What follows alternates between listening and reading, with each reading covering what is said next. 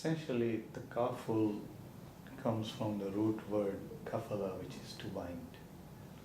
And this originates in the idea that mutual help and assistance to people in difficulties is part of our duties. In conventional forums, this has been carried out by what we know as insurance. However, for the Sharia aspects, insurance presents a problem because it is an uncertain activity and therefore involves garar, which is uncertainty, and maisir, which is kind of speculation. At the same time, the assets of insurance companies are invested in all kinds of assets, including assets having riba in them. So in order to remove all these three issues, a new structure was developed, which is called Takaful, under the concept of very, very similar concept to a mutual or cooperative insurance model, in which there is a risk pool and in which contributors share the risks. Sharia scholars argue that by doing so, we remove the requirement for abstaining from garar and maisir, and obviously if you invest your assets in Sharia compliant assets, then you come to a framework which allows you to operate kind of insurance in Sharia framework. So Takaful is the Islamic variant of insurance. Just to enhance with some background information, that modern day Takaful came about in it's argumentative, but between Sudan, Malaysia and Saudi Arabia in the late 70s. In 85 there was a Fiqh Academy resolution which declared that conventional insurance as we know it was haram, and that the concept of Sharia compliant insurance, didn't use the word takaful, was acceptable.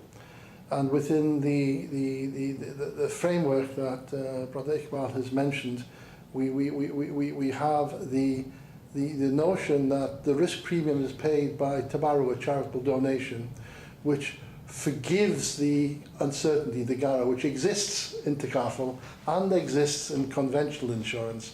But the ability to term the actuarially derived risk premium as tabarru allows the forgiveness of the uncertainty.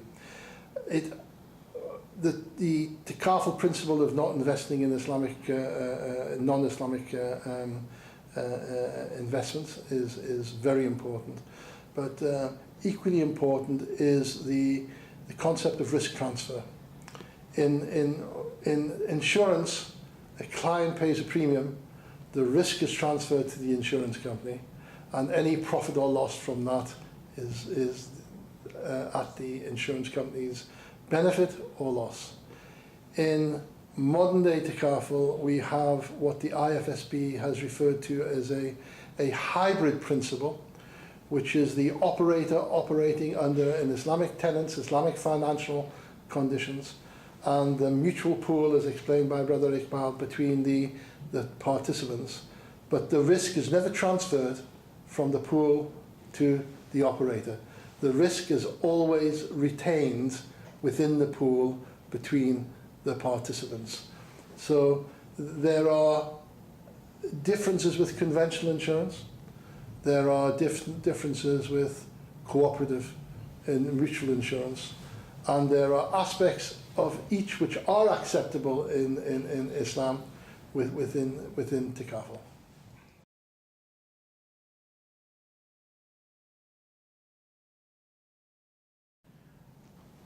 Yes, as you may well understand, that there are several parameters which we need to consider here. The first one is the need for takaful. Obviously, if you are very poor, you don't have assets, and therefore the need for takaful is small.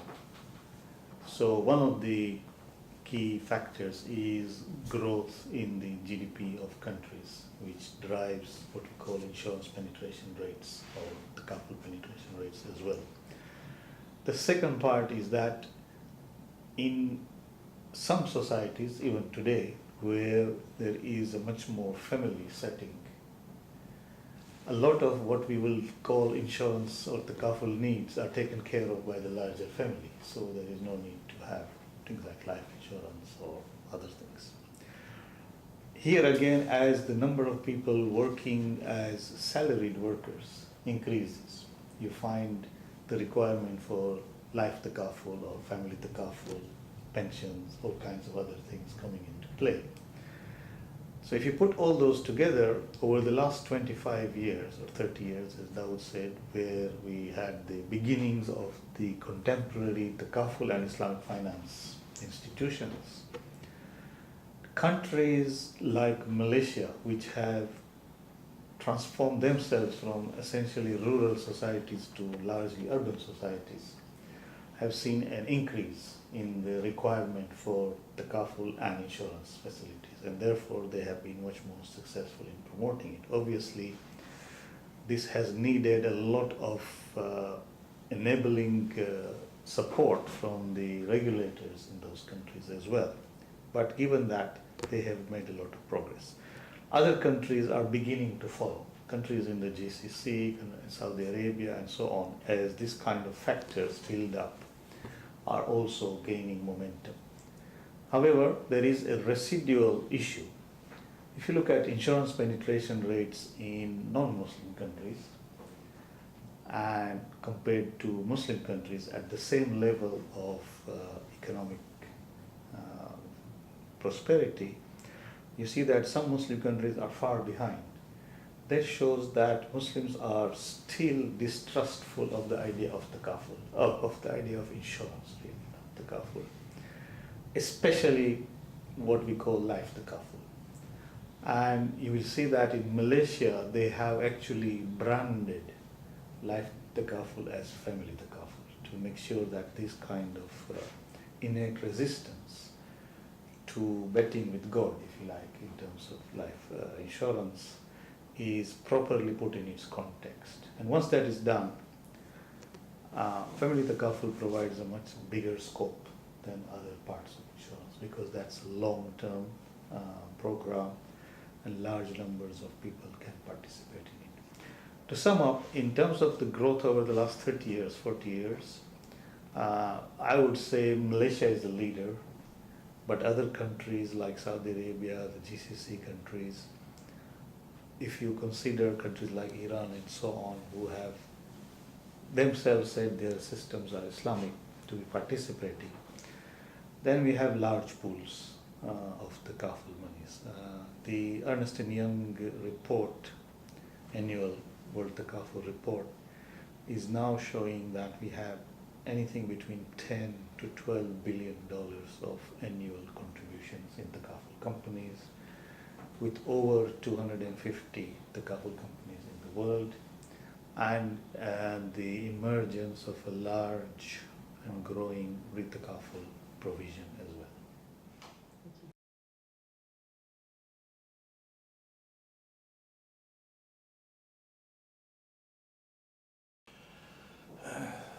Well, Lavala, I was in conventional life insurance, and there were regulatory movements to encapsulate these businesses within the banking industry, and a bank that we approached to take on a conventional business we had said, that's fine, but it's not Islamic. We want to do Islamic insurance. So in I think it was 1997, 1998, they approached me some months later and said, would you like to develop a Takaful operation for us? And I honestly had no idea, this was 15 years ago, what Takaful was.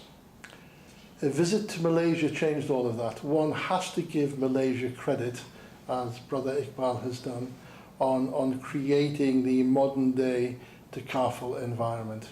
Yes, a lot of it on the composite side, leaning towards general Takaful in perhaps the mortgage business 10, 15 years ago, but the last 5 or 6 years has seen a dramatic increase in what we know as family Takaful, similar to conventional insurance savings protection products in Malaysia.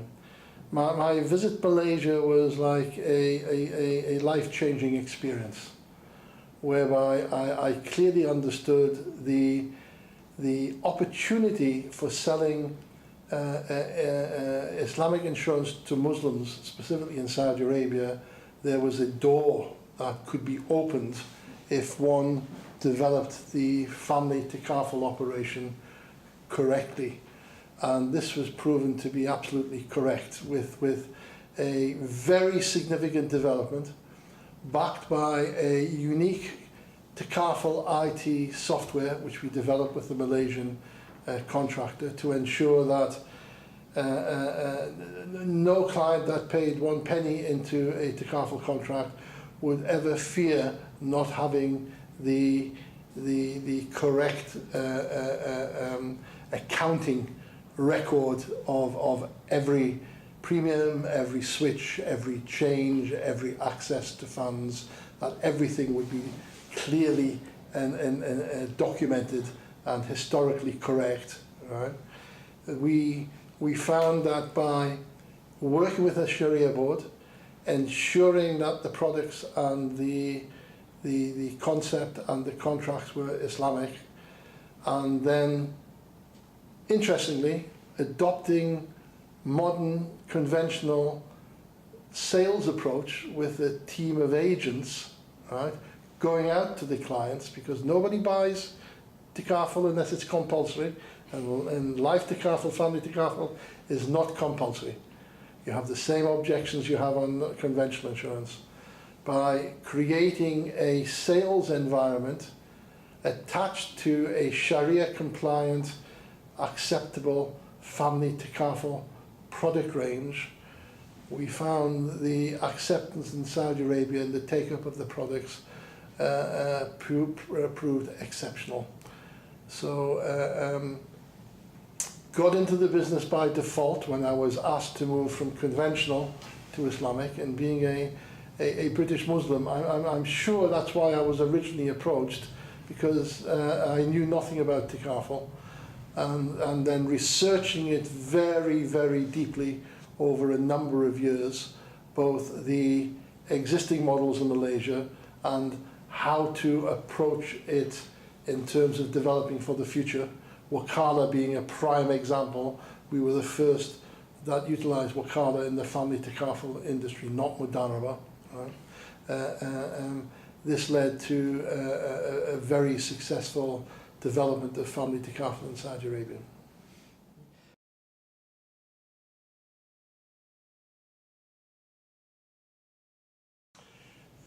Yes, we're often asked to have an international regulatory body, and yet those of us in the industry would be quite happy to have national bodies. We've seen this in Malaysia with Bank Negara, with centralized Sharia boards that the individual Sharia boards attached to the Takaful operations must report to. So this has allowed a standardization of Sharia decisions and a movement away from the pluralism that we know exists within the Sharia environment for different Sharia boards to make different decisions. So one can hold up Bank Negara in Malaysia as a very, very good example of moving the Takaful industry forward, of challenging the Takaful industry, of ensuring when issues arise that the regulator involves themselves in the issues. We've seen this in some way in Bahrain, where Bahrain has adopted a Takaful set of regulations. We're hearing that the UAE will develop along those lines. We know that Pakistan is adopting this, albeit that Pakistan adopts a Waqf model rather than Mudaraba or Wakala. And certainly Sudan, we know it has been all Islamic. In Saudi Arabia, we have the cooperative insurance laws, which is Iqbal had mentioned with the Ernst Young report, there are some questions being raised, but SAMA is a regulator, certainly with my experience in the past, has been very, very supportive of the Takaful industry. But some questions have been raised at the moment, which there needs to be a much clearer understanding of the cooperative insurance regulations and how Saudi Arabia is applying them before anybody can comment further, I believe. But to summarize, the development of the Takaful relies very heavily on the national regulatory arrangements that are in place, where the regulator either adopts Takaful along with conventional as twin regulations, or where they adopt the allowing of Takaful to operate within the existing regulations. This gives a added impetus to the development of Takaful. I don't see regulatory issues as a major obstacle. I think, as Brother Dawood says, regulators generally can be made to be sympathetic. It's the business. And one of the big challenges for Takaful operators now is asset management, because certain classes of assets are not available to Islamic asset managers, except for Malaysia. In Malaysia, we have an active Islamic money market which allows proper asset management. In other countries, we don't have. So this gives the operators slightly bigger problem in terms of delivering returns comparable to their conventional counterparts. And we saw during this last boom that a lot of them concentrated on the property class, and therefore when the property class had a fall, they had problems. So I think this is one of the external challenges, if you like. It's not a regulatory challenge, but it's a challenge of the business, and it's a challenge of Islamic finance as a whole, which is being addressed. As you can see, the number of sukuk issuances this year, alhamdulillah, is already twice last year's amount and growing, which is what is needed to create a bond equivalent class. Those of you who understand Takaful or insurance, you will know that insurance funds or participant pools have predominantly to be invested in liquid or near liquid assets. They can't be overall in riskier assets. And so the availability of these classes is very, very important for the further growth of the Takaful.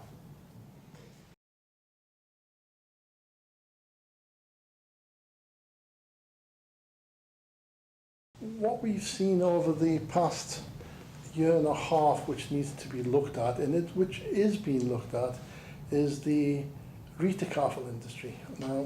Now let's recognise that the Takaful industry was very new outside Malaysia 10, 12 years ago, and we had a chicken and an egg situation. You can't have Takaful till you have a sufficient capacity of Takaful operators to pay into Takaful. So certainly in the case of the operation that I undertook, we had a darura, an exception from the Sharia board to use conventional reinsurance, although we did adopt it on as much and as close to a Takaful basis as possible by taking no investment returns from it, until sufficient Takaful existed. Now this has been debated in conferences throughout the world now, and we now have Swiss Takaful, Munich Takaful, Hanover Takaful, Best Takaful, Takaful Re.